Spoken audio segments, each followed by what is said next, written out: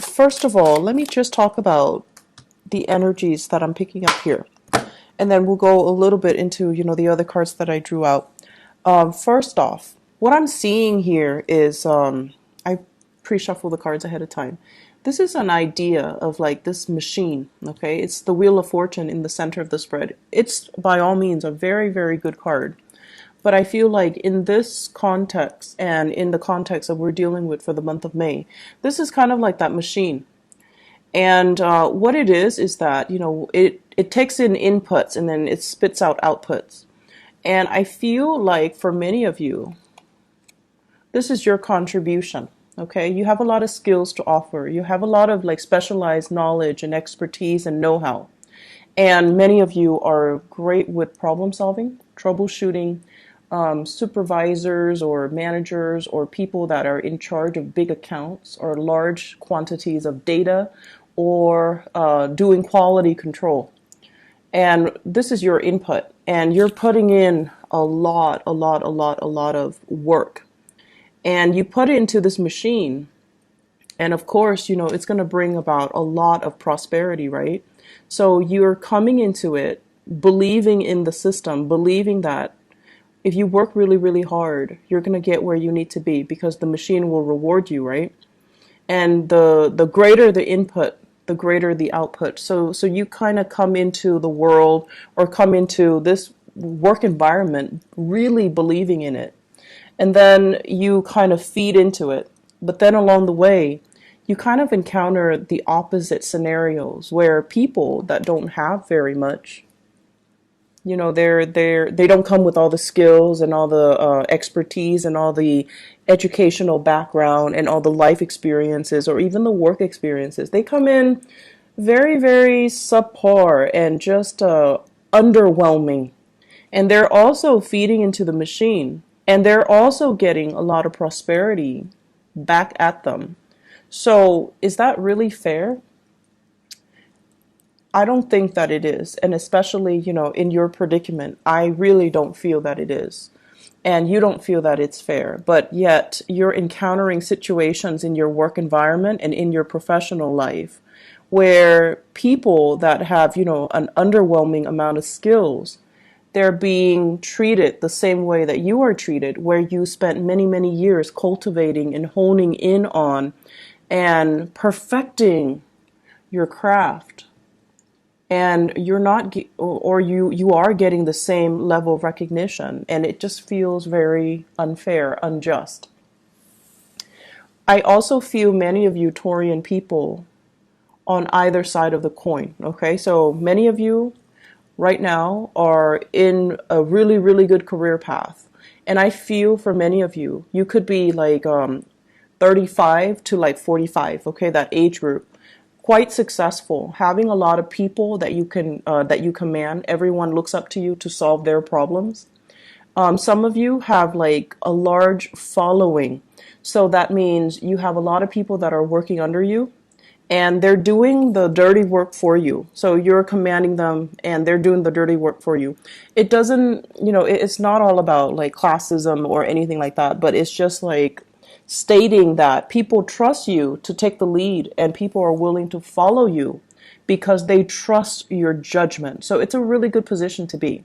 Some of you are in leadership positions as well, leaders amongst children, among the next generation, amongst people in politics as well. So it basically means that, you're in the public eye, you're under a lot of scrutiny, and you pass the test mainly because you don't have a single blemish in your background.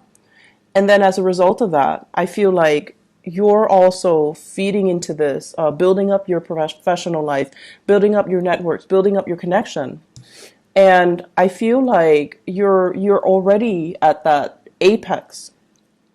And there is this sense, for those of you who are dealing with, there's this sense of like, I can just coast. I can just, put in very, very little amount of work. But, even then, you are perfectionistic, so you're not going to be underselling yourself. But I feel it's almost like I can coast. I know everything there is to know. I can come to work without ever being stumped by questions.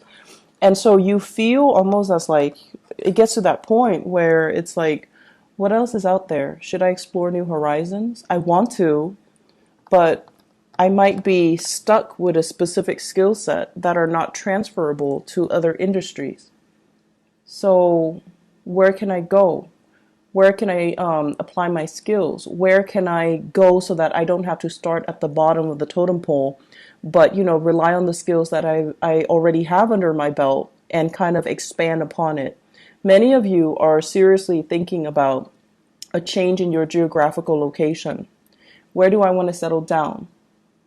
Where do I want to buy property? Where do I want to have children? Where do I want to raise children? Do I want to be here or overseas? So there are a lot of issues that are coming through more on the long-term ideological front. Do I want to settle here or do I want to move somewhere else?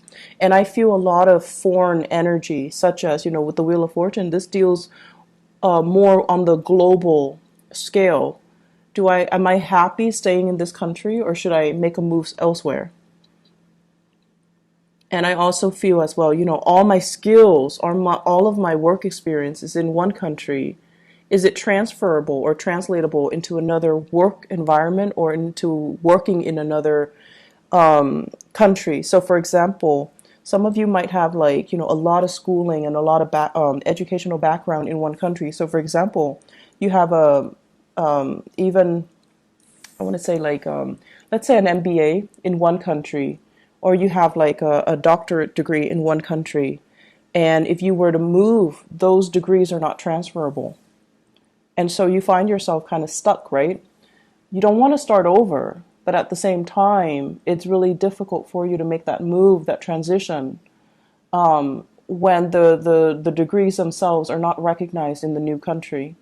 And then many of you want to change. I'm hearing change jurisdiction. You might have a license in one state and you want to practice in another state, but you have to redo that process. You have to get the license in the new state.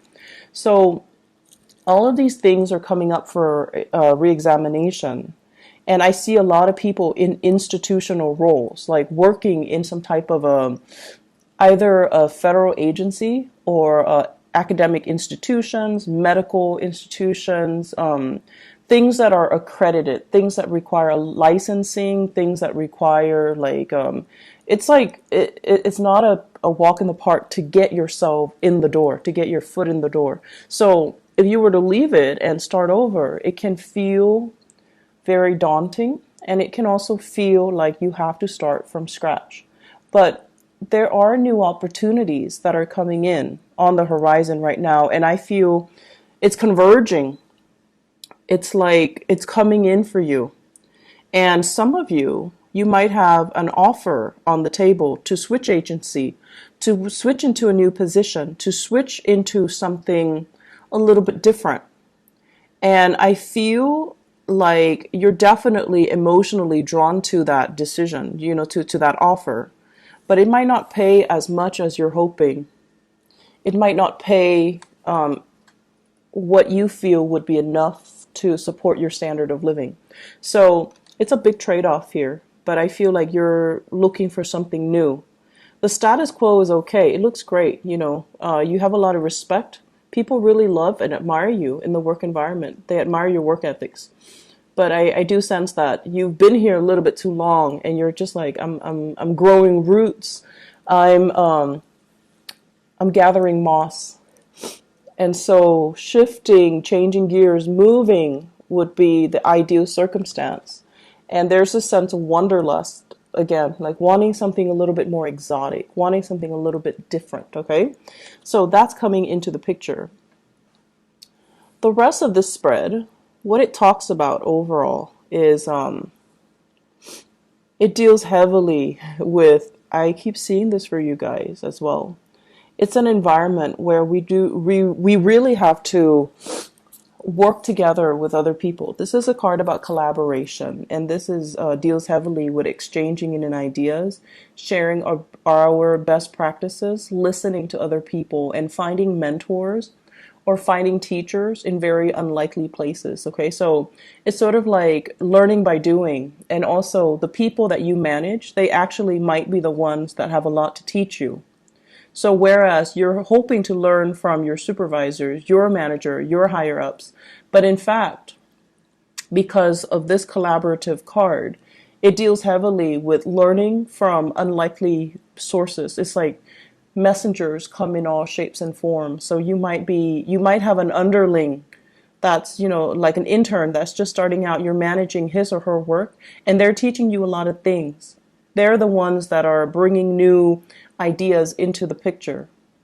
And so I feel here it's kind of like allowing yourself that humility to learn from people that might not have as much experience as you do, but because they're looking at the same problem with a fresh pair of eyes, they're able to arrive at creative solutions that you might not have thought about. So I feel a lot of collaboration coming in, sharing knowledge, sharing skills, sharing the best way to do something.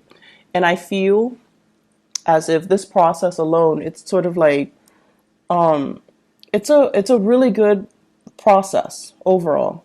I'm also sensing as if there are some people in your work environment that are taking it the wrong way. They're very much about hierarchy, and they're very much about, I've been here longer. You need to listen to me. This is a new person. They don't really have the skills and the expertise. They should not be able to tell us what to do, or they should not be able to, you know, I want to say, they should not have a say in the direction of the company because they haven't been around. So there are conflicting messages here regarding people that might have been in the field for a really long time, but they have no idea what they're doing, or they're so entrenched in it, it's hard for them to shift gears, and it's hard for them to think creatively. Okay, we all know those types. And then there are people that are brand new, that are very innovative, but no one's really giving them the time of day. So it is up to you to really try to shape young minds. Some of you might be teachers, shaping young minds. It might be up to you to, provide the creative framework so that you can allow these new people to explore, and allow these new people like some type of hands-on approaches so that they can learn by doing, and that they can, improve their problem-solving skills. So don't listen to the people that are like, I've been around, I know exactly what I'm doing, but they're not really, pulling their weight, or they're so entrenched in one way of doing things that they're not able to switch gears, think creatively, solve problems through a new, fresh pair of eyes, or, adopt new technology even. So success is only on the surface. You have to really delve deep to really, understand what people are dealing with and how they perceive their work, okay? Because success is only skin deep. So aside from that, the other messages that I'm getting in the picture here, it feels to me as if many of you are thinking about, once again, change in location.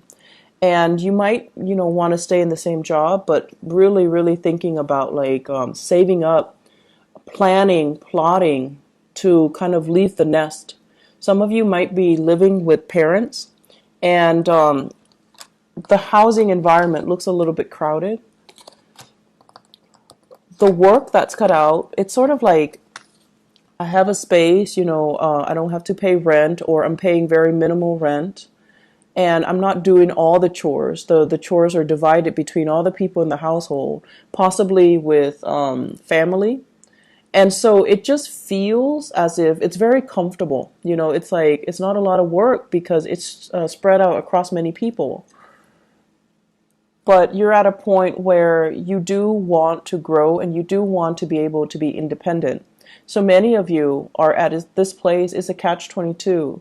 On the one hand, it's so comfortable, and rent is cheap, but on the other hand, it's like, I really want to have my own space. So I see many of you plotting and planning in that regards. And I'm also seeing many of you, the house situation, you might have been thinking about like repairs and things like that. Like, this is a card about marriage, and it's also like the physical dwelling, okay?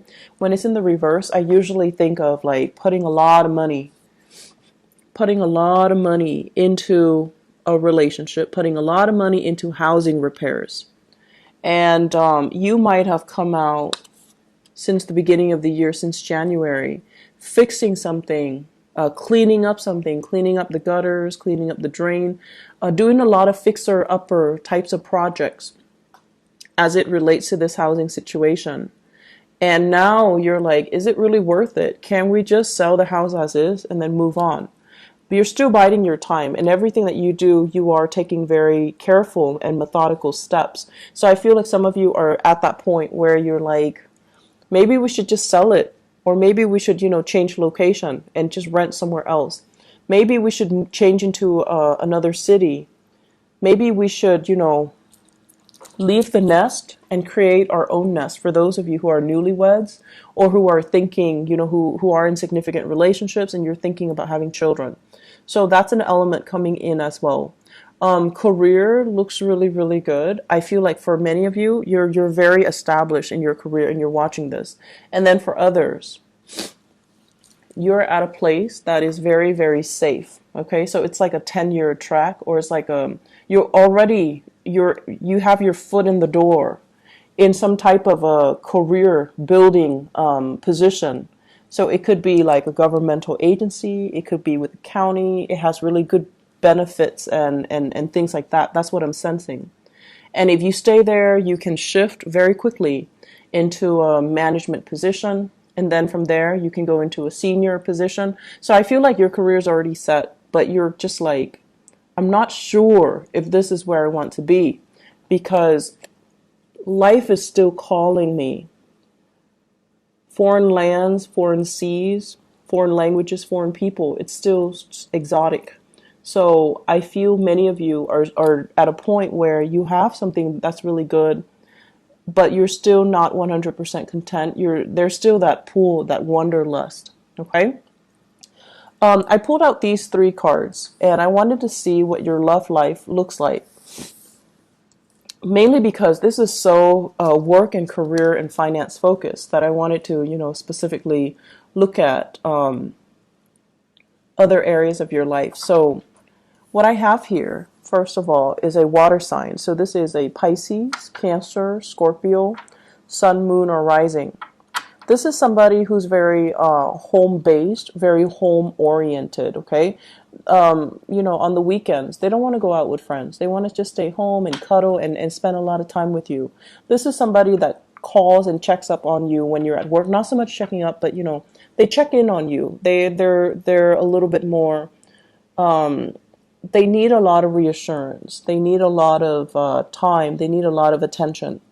And I feel like many of you, this is a relationship partner for many of you.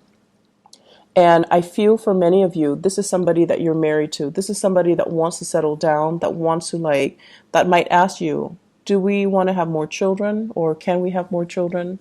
They also want their own space with you. For many of you, that's they're kind of telling you, let's start a family, let's build a nest, let's move out, let's live on our own. And then for others of you, I feel like you are in a long distance relationship with another person.